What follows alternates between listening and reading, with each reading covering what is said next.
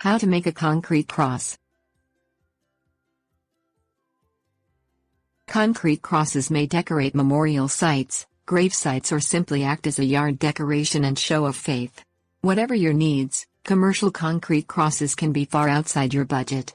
However, dry concrete costs much less, and making your own concrete cross allows you to decorate it as you please. Though this means you have to mix the cement yourself, small concrete projects like this don't take up more than a day or two and are straightforward enough for even novices to understand.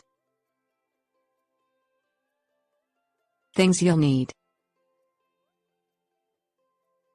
large plastic tub, dry cement, hoe, cooking spray, paper towels, plastic cross mold, scrap wood, popsicle sticks, old carpeting. Fill your plastic tub about half full of dry cement. Pour in a little water at a time and mix it into the cement with a hoe. Add enough warm water to make a paste the consistency of very thick oatmeal or cookie batter. Spray the inside of a cross mold with cooking spray. Rub the inside of the mold with paper towels to distribute the spray evenly and soak up the excess. The inside of the mold should be shiny and greasy looking, but there shouldn't be any puddles of cooking spray. Pour your concrete into the mold. Pat down the top of the concrete with a piece of scrap wood.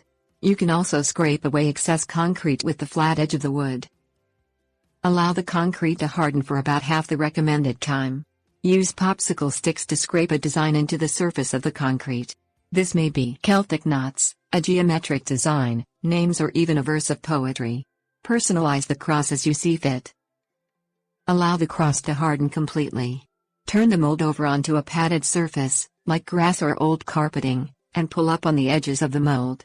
The cross should pop free. Tips: warnings.